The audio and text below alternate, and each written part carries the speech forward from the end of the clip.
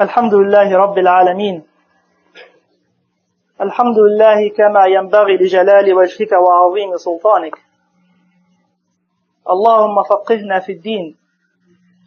O Allah, bless us with the understanding of the religion. وأشهد أن لا إله إلا الله وحده لا شريك له وأشهد أن محمدا عبده ورسوله وصفيه وخليله صلى الله عليه وعلى آله وصحبه وسلم. إن الله وملائكته يصلون على النبي يا أيها الذين آمنوا صلوا عليه وسلموا تسليما. اللهم صل وسلم وبارك على محمد وعلى آل محمد كما صليت وسلمت وباركت على إبراهيم وعلى آل إبراهيم في العالمين. Dear Muslims, three things inspire me to share the information I'm about to share with you. First, a discussion that I had with a group of brothers and sisters whether Islam and Muslims are ready to establish an Islamic government or an Islamic state. And the consensus was Islam is ready, but Muslims are not. Simply because to a good number of Muslims, things are black or white. You're either a Muslim or a kafir. It is either halal or haram and nothing in between. And the second thing that inspired me to share what I'm about to share with you is a comment made by Muhammad Asad many years ago, warning the Muslims from the ulama and the amirs and the scholars of being mediators. That is becoming a final authority. That is becoming a coat hanger that we hang our behaviors and our actions on. And a very recent example of this is a sister that was talking about her experience with an imam. She was asking him whether she can make istikhara to file for divorce or not. She's confused about the most important decision in her life and the life of her family. And this person told her, since divorce is hated in the sight of Allah, you cannot make istikhara, depriving her from the most important decision in her life and the life of her family. And the third thing that inspired me to share what I'm about to share with you is a discussion that you hear over and over again, years after years, day after day, that the Islamic Sharia is not fit to rule in this century. Because the Islamic Sharia is very rigid. I cannot cope with the development in this century. And they quote verses from the Quran, إنما كان قول المؤمنين إذا دعوا إلى الله ورسوله يحكم بينهم أن يقولوا سمعنا وأطعنا. That is the saying of the believers when they are invited to what Allah and His Messenger have decreed, is to say we listen and we obey. Therefore the Islamic Sharia is very rigid. While the meaning of this verse is correct, the conclusion is wrong. Just because we Muslims listen and obey to what Allah and His Messenger have decreed does not make the Sharia rigid or inflexible. A good example from history, Islam ruled for 13 centuries. Not 13 years, not 13 months, 13 centuries. Respecting the civil and religious rights of every individual. And for 13 centuries, Islam have done it without a peacekeeping force or a united nation. Islam has done it on the basics of the Islamic teachings. So the information I'm about to share with you is how the Islamic Sharia is flexible and how it fits every time, everywhere, any society, any community. And there are about 5 factors that makes the Islamic Sharia flexible without compromising the basics. The first factor is the area that the Messenger of Allah ﷺ has called al-af. This open area in the Sharia that Allah and His Messenger left open for generations to fill with different opinions, different thinking. The second factor is that the verses and the hadith, they deal primarily with the big picture, leaving the details to the community to decide. A good example, the Quran told us about the Shura and how important it is. But the Quran left it up to the community and society to decide on the means of establishing the Shura. It could be a board of directors, it could be a simple majority, it could be a 2/3 majority, whatever it is. Main thing is, big picture is, it is a Shura, mutual consultation. How you do it will differ from time to time, from community to community. The third factor, that many verses in the Quran and many hadith also are open for different understandings, different interpretations. The fourth factor is that even though Allah Almighty has established limits, hudud, Allah Almighty has made exceptions for the darura, for necessity. We hear over and over in the Quran, after the limits are set, فَمَنِ اضْطُرَّ غَيْرَ بَاغٍ وَلَا عَادٍ فَلَا إِثْمَ عَلَيْهِ. Whoever is forced out of necessity, without willful disobedience, or transgressing due limits, he is guiltless, he is excused, because it is a matter of necessity. And the last factor that makes the Sharia flexible is that you notice that the fatwa would differ, and the fatwa would change from time to time.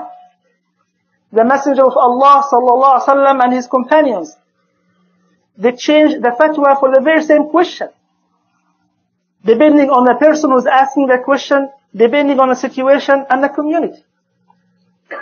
So those are 5 factors that would make the Sharia flexible and fit for any time, anywhere. The factor that we'll talk about today, inshallah, in some details, is that area of afw that Allah and His Messenger left for us. In the hadith, the Messenger of Allah ﷺ is telling us, ما أحل الله في كتابه فهو حلال وما حرم فهو حرام وما سكت عنه فهو عفو فاقبلوا من الله عافيته فإن الله لم يكن لينسى شيئا ثم تلا وما كان ربك نسيا. Allah Almighty has made certain things halal or certain things haram, and Allah Almighty has kept silent about certain things, not out of forgetfulness, but out of forgiveness. So accept from Allah this area. Allah was not to forget, then He recited, وَمَا كَانَ رَبُّكَ نَسِيًّا. Your Lord is not to forget. So there's this area in the Sharia that the Messenger of Allah ﷺ has told us it is an open area. It remains open until the Day of Judgment, filled with different opinions, different fatwas, different thinking, depending on the situation, the environment, the community, the people. And Allah Almighty is telling us about this area in Surah Al-Ma'idah, يَا أَيُّهَا الَّذِينَ آمَنُوا لَا تَسْأَلُوا عَنْ أَشْيَاءٍ إِن تُبْدَ لَكُمْ تَسُؤْكُمْ وَإِن تَسْأَلُوا عَنْهَا حِينَ يُنَزَّلُ الْقُرْآنُ تُبْدَ لَكُمْ عَفَى اللَّهُ عَنْهَا. O you who believe, do not ask about matters which, if they were to be made fard, it will be hardship for you. And if you were to ask about them when the Quran is being revealed, it would have been made fard for you. عَفَى اللَّهُ عَنْهَا. Allah has forgiven it. Allah is telling the believers, don't ask about certain things when the Quran is being revealed, because if you ask about them, it will become fard, and it will be hardship for you. An area that Allah left intentionally for us to fill, for this generation, for the generation that will come after us, inshallah, to fill with their thinking, opinions, fatwas. So the question is, how do you fill this area? What kind of tools do we use to fill this area to make the Sharia flexible? The first tool that they use is what is called qiyas, or analogy. Comes from the word yaqis. If you'd like to know if something weighs a pound, or if it is a meter long, you bring a known measure or a known weight to compare it to. And the same concept is used in the Islamic Sharia, qiyas or analogy. You base a ruling on a new matter based on a ruling on a known matter in Islam. A very famous example in this, in Surah An-Nur, Allah Almighty is telling us, وَالَّذِينَ يَرْمُونَ الْمُحْصَنَاتِ ثُمَّ لَمْ يَأْتُوا بِأَرْبَعَةِ شُهَدَاءَ فَاجْلِدُوهُمْ 80 جَلْدًا. Those who accuse or smear the honor of Muslim women without having 4 witnesses, then the punishment is flogging 80 times. The verse is very, very clear about smearing the honor of Muslim women without having 4 witnesses. The verse doesn't talk about smearing the honor of Muslim men. What happens if someone smears the honor of a Muslim man without having witnesses? By analogy, using this tool of qiyas or analogy, you can say the punishment is the same. Whether it is smearing the honor of a Muslim man or a Muslim woman without 4 witnesses, the punishment is the same. This is one tool that we use to fill this area of al-qiyas or analogy. Another tool that we use is what is called istihsan. And this is what's called socially or morally preferred. Sometimes if you use analogy, the conclusion will be undesirable.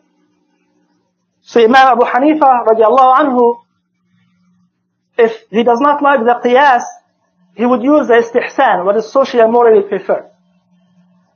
And it is defined as something that you feel in the heart, but you cannot express. One example of this is, it is haram to see the awrah of another person in Islam. What about for medical reasons? So they use this rule of istihsan, what is socially and morally preferred, to say, for medical reasons, it is okay for the doctor to see the awrah of his patient, because it is done for medical reasons. This is what's called what is socially and morally preferred. A third tool that we use to fill this area is what is called istislah. And that is what is most beneficial. And there are conditions. First, it has to be logical, it makes sense. First, it cannot contradict the goals of the Sharia, protecting the life, the religion, the soul, the progeny, and the money. Those are the 2 conditions to use istislah, what is most beneficial. There are many, many examples for this rule, and the Sahaba radiallahu anhum were very expert in using this rule. A good example of this is what caused Abu Bakr radiallahu anhu to gather all the different pieces that the Quran was written on and collect it in one book. Did the Messenger of Allah ﷺ say, collect the Quran in one book? He did not. Did he say, do not collect the Quran in one book? He did not. So there's no strong evidence from the Quran or the Hadith that says do or do not. Yet Abu Bakr radiallahu anhu saw it is most beneficial for the Ummah that the Quran is to be collected in one book. And he did that. He used this rule of istislah, what is most beneficial, to make an important decision in the religion. Another good example of this is what caused Abu Hanifa radiallahu anhu is to say that if a woman who's pregnant dies, it is okay to open her womb to save the infant, if there is a chance of saving the infant. In Islam, the body of the deceased person is very sacred. You cannot touch it or harm it. But if that dead body contains an infant, then it is okay to open the womb of that pregnant woman to save the infant. Abu Hanifa radiallahu anhu used the rule of istislah, what is most beneficial, to arrive at a good conclusion. saving a human soul. This is what makes the Sharia flexible. Another example of this rule of istislah, what caused Umar radiallahu anhu to rule that if a woman whose husband is missing for 4 years is to seek divorce, divorce is to be granted to her. We don't know if the husband is missing or not, is he alive or dead. So for 4 years, if she wants divorce, it is to be granted to her. Why leave her hung in the air if you don't know if he's coming or not? Umar radiallahu anhu used the rule of istislah, what is most beneficial, to arrive at this conclusion. The fourth and last rule that we use to fill this area of af is what is called the urf. And the urf is the tradition. مَرَاهُ الْمُسْلِمُونَ حَسَنًا فَهُوَ عِنْدَ اللَّهِ حَسَنًا. Ibn Mas'ud says, radiallahu anhu, what the Muslims see are good, it is good in the sight of Allah Almighty. So this rule of af, the tradition, is used very commonly. Islam, as I said, puts guidelines and leaves it up to the community to decide how to meet those guidelines or goals. In the Quran, وَعَلَى الْمَوْلِيدِ لَهُ رِزْقُهُنَّ وَكِسْوَتُهُنَّ بِالْمَعْرُوفِ. The Quran is talking about the divorced husband and wife who happen to have children. It is incumbent on the husband to spend on his wife and the unborn child. The Quran says, رِزْقُهُنَّ وَكِسْوَتُهُنَّ بِالْمَعْرُوفِ. Does not tell how much spending. Is it a home, an apartment, a servant, food, clothing? Lift this up to the community to decide. In some society it could be all of the above. In other society it could be just the food and clothes. So we use this urf or tradition to fill this area of af to establish a goal. Another example, a hadith of the Prophet ﷺ, مَنْ أَحْيَا أَرْضًا مَيِّتًا فَهُوَ لَهُ. Whoever revives a dead land, then he or she becomes the owner of this land. What is the definition of reviving a land? Is it bringing water to this land? Is it making that land suitable for vegetation? Is it producing an income out of this land? Different countries, different cities will have different rules. In some cities, if you bring water to this land, it's yours. In others, if you make it a source of income, it is yours.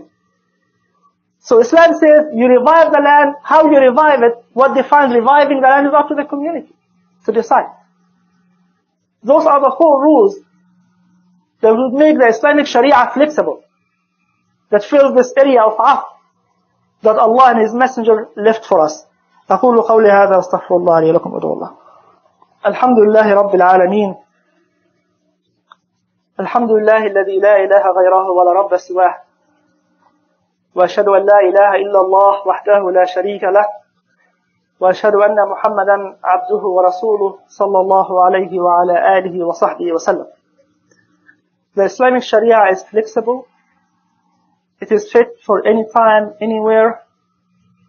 Allah and His Messenger sallallahu alayhi wasallam give us the tools to make this Sharia flexible without compromising the basics.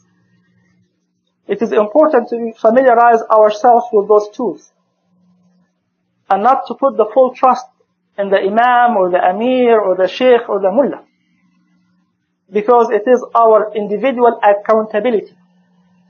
We have to take responsibility for our actions and responsibility and transactions. We cannot make them a coat hanger, that every time someone of us wants something done, he gets the most convenient fatwa from an Islamic center or a mullah and he goes by that. We have to teach ourselves to ask for a second opinion from a alim or a sheikh. In the medical field, we ask for a second opinion. He asks one doctor and he says, if you do not do this surgery, you will die. He asks another doctor and he says, if you do this surgery, you will die. He asks a third person, a third doctor whom Allah has guided and has given understanding. He says, we'll start with this antibiotic. If it doesn't work, we'll take a biopsy. Under this condition, we'll do a minor incision. Allah has given this person more understanding. Same in our religion. We have to teach ourselves to ask for a second opinion. if that sister asked that person for a second opinion, he would have told her it is okay to make the istikhara. And she would have felt much better. Where did you get this second opinion from? Sahih al-Bukhari. Kitab al-Mawarith, the book of inheritance, in which the Messenger of Allah ﷺ is telling us about a story in which two women took their two babies for an outing. And the wolf came and grabbed one of the babies. The two women argued, the wolf took your baby, no, he took your baby.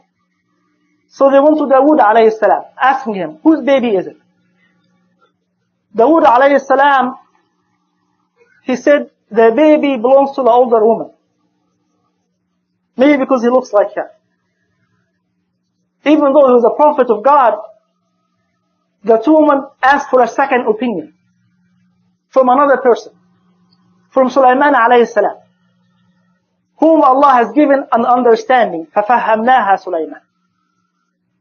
Sulaiman alayhi salam, who was given the understanding, he told the two women, bring me a knife, and I will cut this baby in half, and each one of you will take one half.